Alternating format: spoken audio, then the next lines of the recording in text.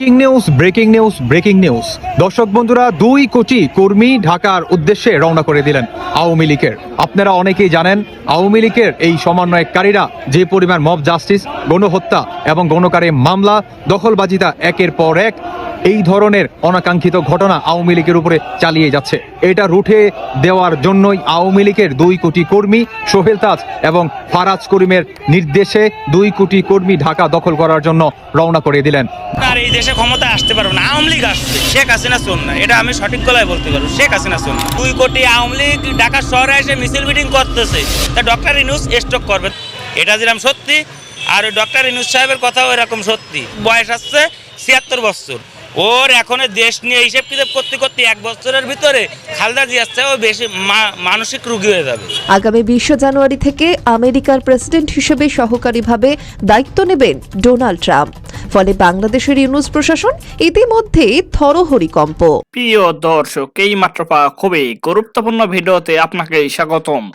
দর্শক, আপনারা ভিডিওর থাম্বনেল দেখেই বুঝতে পেরেছেন আজকের ভিডিওটি কতটা গুরুত্বপূর্ণ হতে চলেছে। দর্শক, আজকের ভিডিওতে অনেক চাঞ্চল্যকর সব গোপন তথ্য ফাঁস করা হবে, তাই না টেনে সম্পূর্ণ ভিডিওটি দেখতে থাকুন এবং এইরকম আরো নিউজ শুনতে চ্যানেলটি সাবস্ক্রাইব করে আমাদের সাথেই থাকুন। তো চলুন দর্শক, কথা না বাড়িয়ে আমরা মূল ভিডিওতে যাই। ব্রেকিং নিউজ দর্শক বন্ধুরা, 2 কোটি কর্মী ঢাকার উদ্দেশ্যে রওনা করে দিলেন আওয়ামী লীগের। আপনারা অনেকেই জানেন আওয়ামী লীগের এই সমন্বয়কারীরা যে পরিমাণ মব জাস্টিস, গণহত্যা এবং গণকারে মামলা, দখলবাজিতা একের পর এক এই ধরনের অনাকাঙ্ক্ষিত ঘটনা আওয়ামী লীগের উপরে চালিয়ে যাচ্ছে। এটা রুখে দেওয়ার জন্যই আওয়ামী লীগের 2 কোটি কর্মী সোহেল তাজ এবং ফারাজ করিমের নির্দেশে 2 কোটি কর্মী ঢাকা দখল করার জন্য রওনা করে দিলেন। ফারাজ করিমের বক্তব্য হচ্ছে, আমাদের আওয়ামী লীগের সাধারণ কর্মীদের উপরে জামায়াত ইসলাম, জামাত শিবির এবং বিএনপি সহ অন্যান্য দল আওয়ামী লীগের সাধারণ কর্মীদের উপরে যে পরিমাণ গণহত্যা, মব জাস্টিস এবং পুলিশদেরকে যে পরিমাণ গণহত্যা করছে, এটাকে রুখে দেওয়ার জন্যই আমরা ঢাকার উদ্দেশ্যে রওনা করে দিছি। আমরা সাবেক প্রধানমন্ত্রী নয়, আমরা শেখ হাসিনাকে বাংলাদেশের প্রধানমন্ত্রী করেই ফিরিয়ে আনবো, এই বক্তব্য রাখেন ফারাজ করিম চৌধুরী। শুধু এটাই নয়, সোহেল তাজ তিনি বলেন, আমরা হচ্ছে বঙ্গবন্ধুর সৈনিক, আমাদেরকে ভয় দেখিয়ে লাভ নেই। ইতিপূর্বে কিংবা ইতিহাসে আওয়ামী লীগের এই দিন অনেক আসছে, কিন্তু আওয়ামী লীগ ঠিকই ঘুরে দাঁড়িয়েছে। সোহেল তাজের বক্তব্য হচ্ছে, আমরা বঙ্গবন্ধুর সৈনিক, আমরা কাউকে ভয় পাই না। ইতিপূর্বে বা ইতিহাসে আওয়ামী লীগের এই দুর্দিন এসেছে, কিন্তু কোনো সমস্যা নেই, আমরা কোটি কোটি মানুষ আছি আওয়ামী লীগের পাশে এবং বঙ্গবন্ধুর কন্যা শেখ হাসিনার পাশে।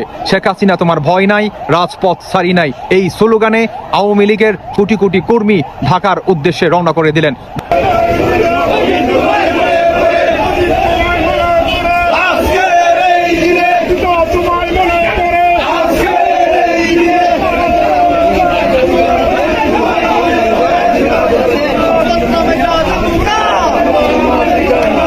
শুধু এটাই নয়, সোহেল তাজের বক্তব্য, সমন্বয়ে কিংবা উপদেষ্টারা একের পর এক আওয়ামী লীগের উপরে যে পরিমাণ গণহত্যা কিংবা অনাকাঙ্ক্ষিত যে পরিমাণ মামলা কিংবা মব জাস্টিস চালাচ্ছে, এটাকে রুখে দেওয়ার জন্যই আমাদের এই শান্তিপূর্ণ সমাবেশ করতে চাই। কিন্তু আমাদের উপরে যদি কোনো অনাকাঙ্ক্ষিত ঘটনা কিংবা লাঠিচার্জ করা হয়, তাহলে এটার পরিণাম ভয়ঙ্করভাবে আমরা দিয়ে দিব।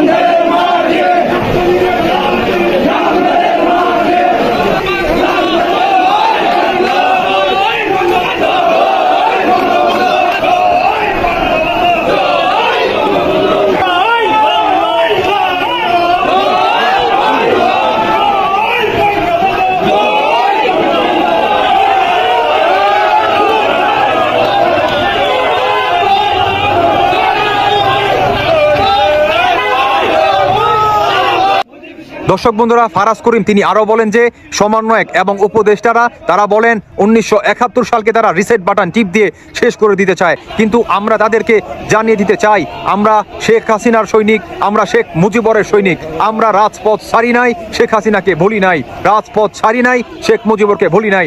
আমরা জানিয়ে দিতে চাই 1971 সাল হচ্ছে স্বাধীনতা বাংলাদেশের, এই স্বাধীনতাকে কেউ অস্বীকার করতে পারবে না। শুধু এটাই নয়, আওয়ামী লীগের হাত ধরেই বাংলাদেশের স্বাধীনতা স্বাধীনতা এসেছে। এই স্বাধীনতাকে কোনো দল কিংবা কোনো গোষ্ঠী এই স্বাধীনতাকে অস্বীকার করতে পারবে না। যদি এই স্বাধীনতাকে অস্বীকার করতে চায়, যদি শেখ মুজিবুর রহমানকেও অস্বীকার কিংবা অপমান করতে চায়, আমরা এটার কঠিন বা শক্ত হাতে প্রতিরোধ করতে চাই বা প্রতিহাত করতে চাই। দর্শক বন্ধুরা, ফারাজ করিম চৌধুরী এবং সোহেল তাজ তিনি আরও বলেন যে 1971 সালকে যেই সমন্বয়কারীরা এবং উপদেষ্টারা, যেই জঙ্গিবাদীরা নাকি 1971 সালকে বলে যে স্বাধীনতা নয় এবং সেই স্বাধীনতাকে তারা রিসেট বাটন টিপ দিয়ে শেষ করে দিতে চায়, তাদের উদ্দেশ্যে আমরা বলতে চাই 1971 সাল হচ্ছে বাংলাদেশের স্বাধীনতা। 1971 সাল হচ্ছে বাংলাদেশের একটি অন্যতম বিজয়ের দিন। এই বিজয়ের দিনকে কিংবা শেখ মুজিবুর রহমানকে কিংবা শেখ মুজিবুর রহমানের কন্যাকে যে বা যারা নাকি কিংবা কটূক্তি কিংবা অপমান করবে, তাদের উদ্দেশ্যে বলতে চাই আমরা রাজপথ ছাড়ি নাই, শেখ হাসিনাকে ভুলি নাই, রাজপথ ছাড়ি নাই, শেখ মুজিবুরকে ভুলি নাই। আমরা আসি, আমরা থাকবো শেখ হাসিনা এবং শেখ মুজিবুর রহমানের পাশে। শুধু এটাই নয়, তিনি আরও জানান যে বাংলাদেশে শেখ হাসিনাকে সাবেক নয় প্রধানমন্ত্রী করেই আবার পুনরায় ফিরে আনবে বাংলাদেশে। এবং এই সমন্বয় কিংবা উপদেষ্টারা তারা যে কুঠার নামে আওয়ামী লীগের উপর যে মিথ্যাচার বা গণহত্যা চালায় এবং সম্পূর্ণভাবে নাম দেয় আওয়ামী লীগের, এইটা আমরা প্রতিরোধ কিংবা সঠিক বিচারের দাবি জানাচ্ছি। আমরা আরও জানিয়ে দিতে চাই, আমরা এই সমাবেশটি শান্তিপূর্ণভাবে করতে চাই, কিন্তু আমাদেরকে যদি কেউ বাধা দেয় আমরা এদেরকে শক্ত হাতে প্রতিরোধ করব। সোহেল তাজ তিনি আরও জানান যে আওয়ামী লীগ এবং ছাত্রলীগকে যে বা যারা নাকি নিষেধাজ্ঞা করতে চায়, সমন্বয়ক বা উপদেষ্টারা, তাদেরকে জানান দিতে চাই আমরা রাজপথ ছাড়ি নাই, আমরা শেখ মুজিবুরের সৈনিক। সোহেল তাজ তিনি আরও জানান যে আওয়ামী লীগ কিংবা ছাত্রলীগকে যে বা যারা নাকি নিষেধাজ্ঞা করতে চায়, তাদেরকে জানান দিতে চাই আপনারা আমাদের এই সমাবেশের দিকে তাকান। এত কোটি কোটি মানুষকে আপনারা কিভাবে ব্যান করতে পারবেন? এত কোটি কোটি মানুষের কলিজা থেকে আপনারা কিভাবে আওয়ামী লীগকে সরিয়ে দিতে পারবেন? এটা কখনোই সম্ভব নয়, কারণ আওয়ামী লীগ হচ্ছে স্বাধীনতার দল, আওয়ামী লীগ হচ্ছে স্বাধীনতার দল। শুধু এটাই নয়, আওয়ামী লীগের হাত ধরে বাংলাদেশের স্বাধীনতা লাভ করে, আওয়ামী লীগের নেতৃত্বে 1971 সালে বাংলাদেশ বিজয় লাভ করে, শেখ হাসিনা কিংবা বঙ্গবন্ধু শেখ মুজিবুর রহমানের নেতৃত্বেই বাংলাদেশ স্বাধীনতা লাভ করে। এই স্বাধীনতাকে কিভাবে সমন্বয় কিংবা এই উপদেষ্টাকারীরা তারা ব্যান করতে চায়? আমরা তাদেরকে আবারও বলতেছি, আমরা আসি, আমরা থাকবো শেখ হাসিনা বঙ্গবন্ধুর পাশে। আপনারা এই কোটি কোটি মানুষদের দিকে তাকান, তাদের কলিজা থেকেই কখনোই আওয়ামী লীগকে নিষেধাজ্ঞা করতে পারবেন না।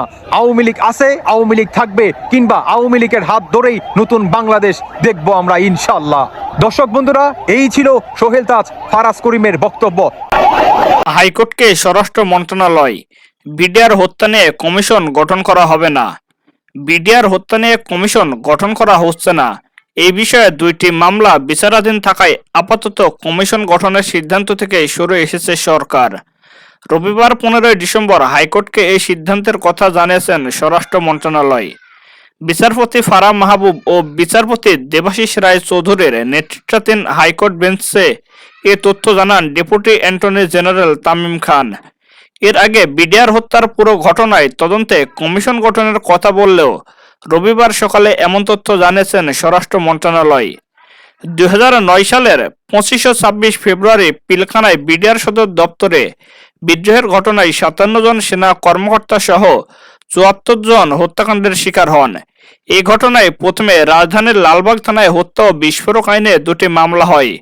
পরে এসব মামলা নিউ মার্কেট থানায় স্থানান্তরিত হয়। সিআইডি দীর্ঘ তদন্ত শেষে হত্যা মামলায় 23 বেসামরিক ব্যক্তি সহ প্রথমে 824 জনের বিরুদ্ধে অভিযোগপত্র দাখিল করে। এছাড়াও বিস্ফোরক আইনে করা মামলায় 808 জনের বিরুদ্ধে অভিযোগপত্র দেয় সিআইডি। পরে আরও 26 জনকে অভিযুক্ত করে মোট 834 জনের বিরুদ্ধে সম্পূরক অভিযোগপত্র দেওয়া হয়। বিচার চলাকালে তৎকালীন বিডিআরের ডিএডি রহিম সহ 4 আসামির মৃত্যু হয়।